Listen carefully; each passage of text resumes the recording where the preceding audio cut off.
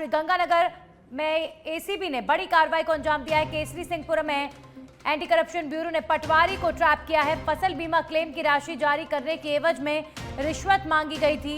किसान से 95,000 की राशि लेते हुए पटवारी की गिरफ्तारी हुई है। एंटी करप्शन ब्यूरो ने पटवारी पंखीलाल से रिश्वतखोरी के मामले में पूछताछ भी की है। इससे रिश्वत की राशि बरामद की गई है। एसीबी एएसपी पवन मीणा, डीएसपी भूपेंद्र सोनी की टीम ने कार्रवाई को अंजाम दिया है। श्रीगंगानगर में पटवारी किसान से रिश्वतखोरी करता पकड़ा गया। एएसपी पवन मीणा ने रंगे हाथों पटवारी को रिश्वतखोरी के प्रकरण में गिरफ्तार किया है। बड़ी कार्रवाई, एंटी करप्शन ब्यूरो की 95,000 की रिश्वतखोरी कर रहा था पटवारी। केसरी सिंहपुर का यह मामला।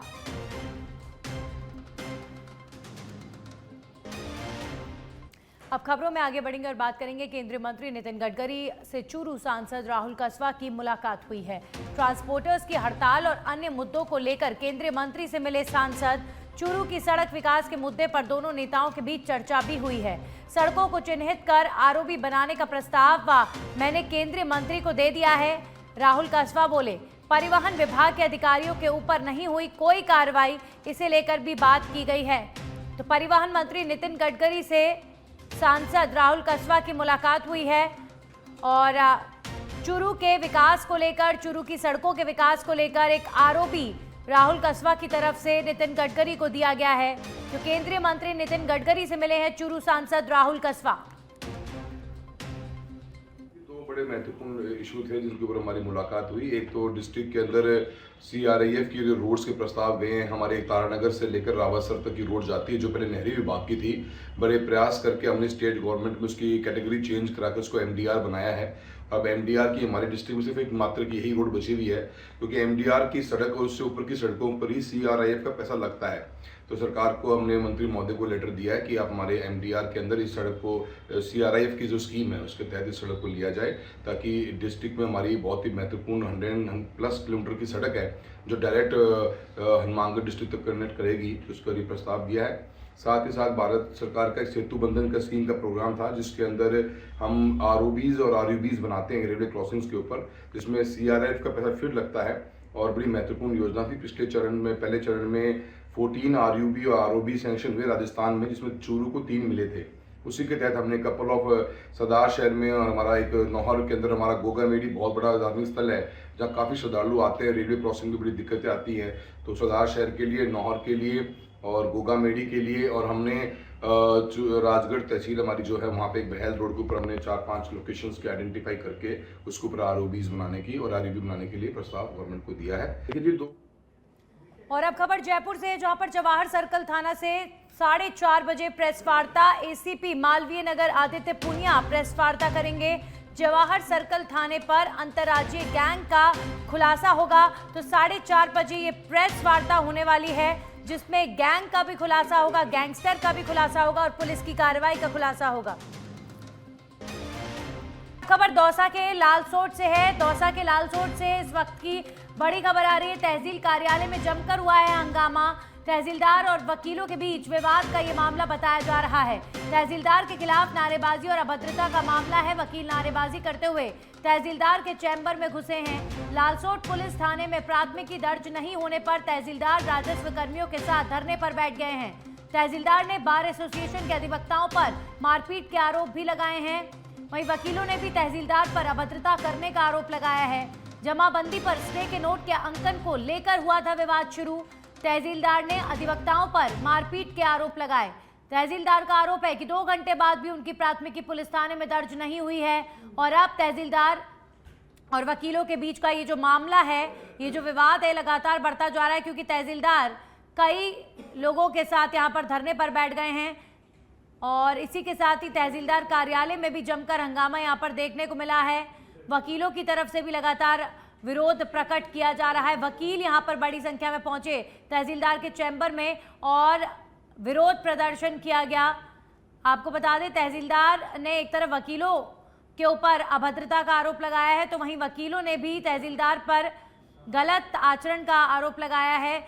दोनों के बीच अब क्या हुआ, वकीलों और तहसीलदार के बीच इसे लेकर तो अब जाहिर तौर पर ये जांच का विषय है कि गलती किसकी है आखिर, लेकिन दौसा के लालसोट में वकील और तहसीलदार के बीच का ये मामला बढ़ता जा रहा है।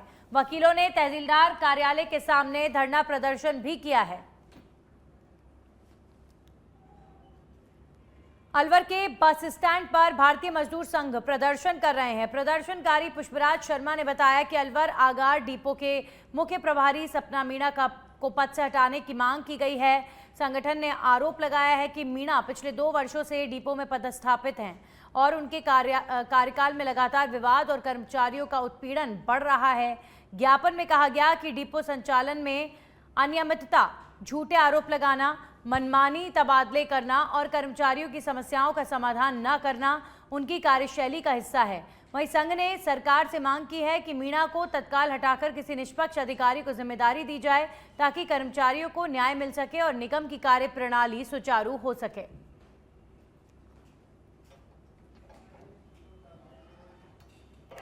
अलवर बस स्टैंड पर भारतीय मजदूर संघ की ओर से अनिश्चितकालीन धरना शुरू किया गया है और अभी 13 अगस्त को हमने कलेक्टर महोदय को ज्ञापन दिया था, जिसमें यहाँ की मुख्य प्रबंधक सपना मीणा के खिलाफ में निलंबन की मांग की गई थी और चेतावनी दी गई थी अगर 19 तारीख तक हमारी मांग पूरी नहीं हुई तो हम 20 तारीख से अनिश्चितकालीन बस स्टैंड पर धरना देंगे। जैसे कि आपको वो ज्ञापन में भी हम पूर्ण बता चुके हैं कि मुख्य प्रबंधक द्वारा एक बहुत ही इस तरह का कार्य किया जा रहा है जिससे कर्मचारी और आम जनता दोनों के जीवन के साथ खिलवाड़ किया जा रहा है।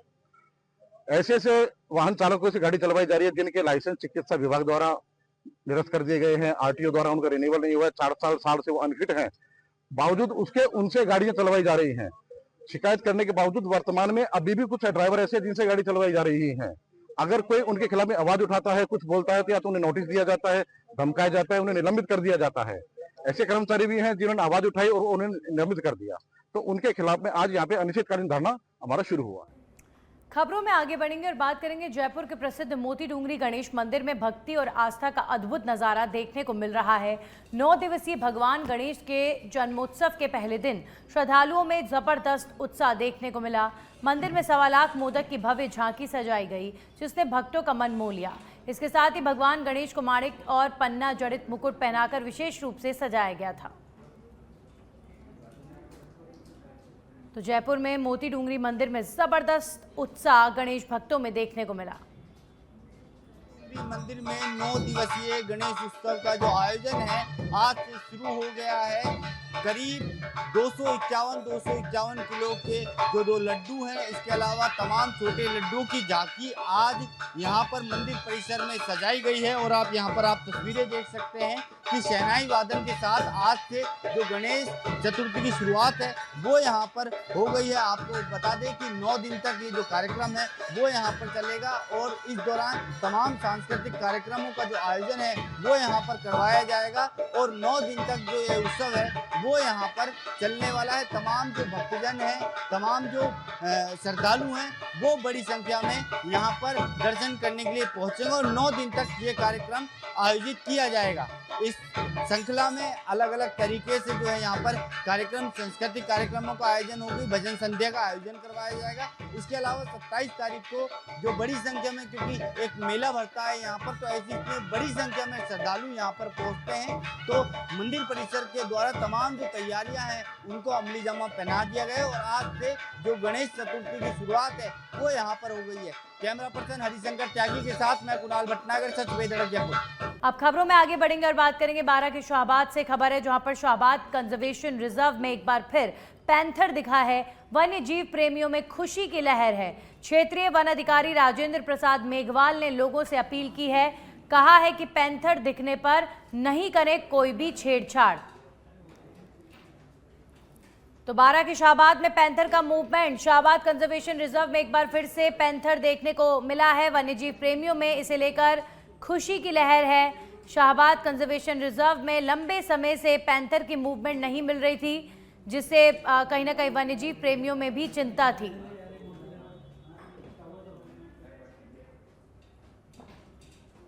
चूरू जिला मुख्यालय पर भारतीय वायुसेना के सर्जेंट भले सिंह को वीरता पदक से सम्मानित किया जाएगा।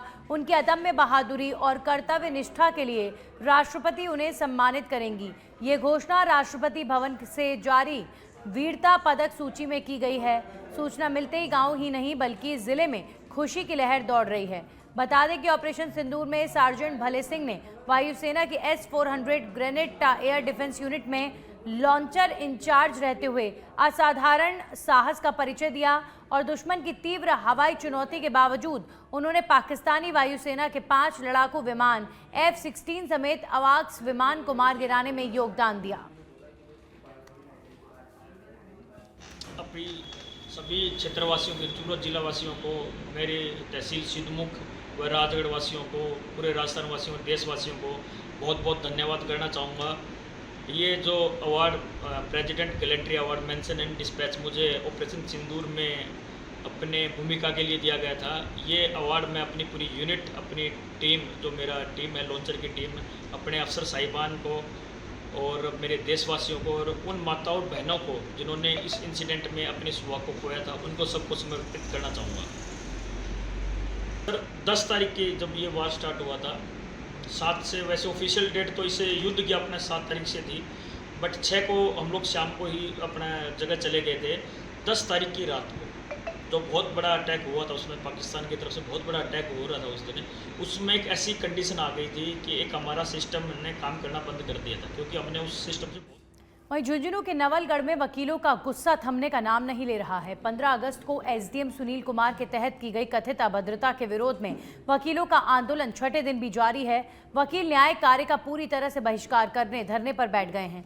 वकीलों ने भजन कीर्तन के साथ राजस्थान की माटी से जुड़े लोकगीत गाए। वहीं वकीलों ने जमकर नारेबाजी की और एसडीएम को नवलगढ़ से हटाने की मांग दोहराई है। छठे दिन भी वकीलों के न्याय कार्य के बहिष्कार से आमजन को न्यायिक सेवाओं में परेशानी का सामना करना पड़ रहा है।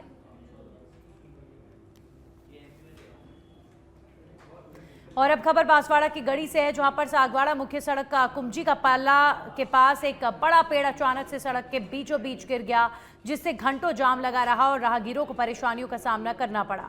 गनीमत रही कि उस दौरान वहां कोई नहीं था, जिससे बड़ा हादसा टल गया। सूचना पर थाने के एएसआई जयपाल सिंह मौके पर पहुंचे। साथ ही गौशाला के कार्यकर्ता रुद्राक्ष कलाल और समाजसेवी हरीश कटारा की मदद से पेड़ को कटर से काटकर मार्ग को सुचारू करवाया गया।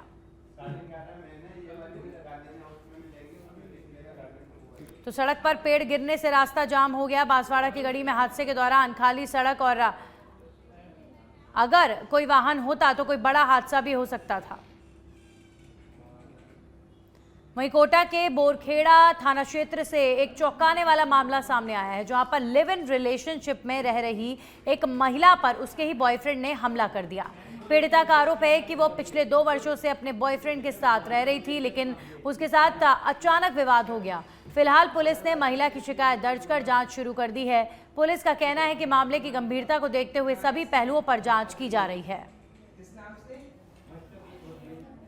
लोगों ने, मैं सुबह यहाँ पे आई, मेरे को है ना वकील साहब से मिलके आई थी पहले, तो वकील साहब ने मुझसे ये बोला कि उसके घर के सामने जाके बैठ जा और वो 10 बार रूम दिलाएगा तुझे, क्योंकि शादी करने वाला है वो। और इसने आते ही मेरे साथ इतनी भयंकर मार कूट करके मेरे को किचन में तगा 2 गोतियाँ लाते गुस्से की दी, यहाँ पे खून भी निकल के अंदर सिर पे बहुत बुरा मारा। मारपीट की आपके साथ? मेरा फ़ोन फेंक दिया उठा के, मेरे को जोर जोर से मारा, मेरा बैग वहाँ फेंक दिया, वहाँ से उठा के लेके आई मेरी औलाद।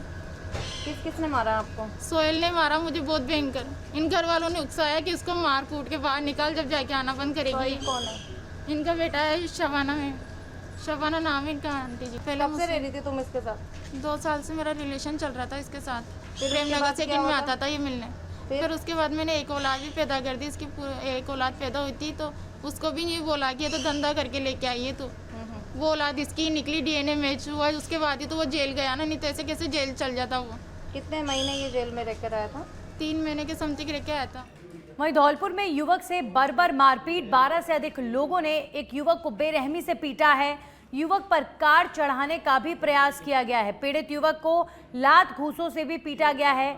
युवक ने कोतवाली थाने में अभी फिलहाल मुकदमा दर्ज करवाया है। पुलिस पर भी यहां पर लापरवाही का आरोप लग रहा है। 2 गाड़ियों में सवार होकर आए थे हमलावर। 15 अगस्त का बताया जा रहा है ये वायरल वीडियो। हालांकि सच बेधड़क नहीं करता है वायरल वीडियो की पुष्टि। वहीं पीड़ित परिवार ने उठाए हैं जांच पर सवाल। धौलपुर की घटना से अब पुलिस की कार्यशैली पर भी गंभीर सवाल खड़े हो रहे हैं। तो धौलपुर में एक युवक को 12 से 13 लोगों ने बुरी तरह पीटा। इस पीड़ित युवक का ये भी आरोप है कि पुलिस को जिस तरह कार्रवाई करनी चाहिए थी पुलिस ने नहीं की है, तो पुलिस की कार्यशैली को लेकर भी अब सवाल खड़े हो रहे हैं। सीसीटीवी वीडियो में आप ये पूरा घटनाक्रम देख सकते हैं। वहीं गंगापुर सिटी के बामनवास उपखंड की ग्राम पंचायत गंडाल से बड़ी खबर, गोलू गुर्जर ने फांसी का फंदा लगाकर आत्महत्या कर ली। परिजनों का आरोप है कि गांव के ही कुछ लोग गोलू को लगातार मानसिक रूप से प्रताड़ित कर रहे थे, जिससे वो डिप्रेशन में चला गया और उसने ये कदम उठाया। घटना के बाद परिजनों और ग्रामीणों में भारी आक्रोश है। मृतक के परिजन नामजद आरोपियों की गिरफ्तारी की मांग को लेकर बामनवास अस्पताल के बाहर धरने पर बैठ गए हैं।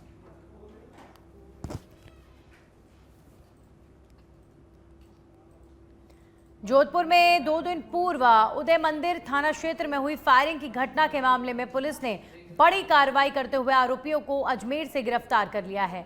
पुलिस ने आरोपियों को घटनास्थल पर लाकर मौके की तफ्तीश करवाई है। पुलिस ने उनके कब्जे से घटना में प्रयुक्त पिस्टल भी बरामद कर ली है। पुलिस ने आरोपियों को मौके पर लाकर घटनाक्रम की पुनरावृत्ति करवाई और फिर उन्हें न्यायिक अभिरक्षा में भेज दिया गया है। अब खबर भीलवाड़ा से, जहां पर पुलिस ने माइन से चोरी की वारदात को अंजाम देने वाले 2 शातिर आरोपियों को गिरफ्तार किया है। प्रार्थी संजय माली ने पुलिस को दी शिकायत में बताया है कि 15 जुलाई को माइंस के ऑफिस का ताला टूटा हुआ था। ऑफिस का ताला तोड़कर कई कीमती सामान चोरी हो गया। वहीं पुलिस ने जांच कर आरोपी युवकों को गिरफ्तार कर लिया है और चोरी किए गए सामान की बरामदगी के प्रयास किए जा रहे हैं।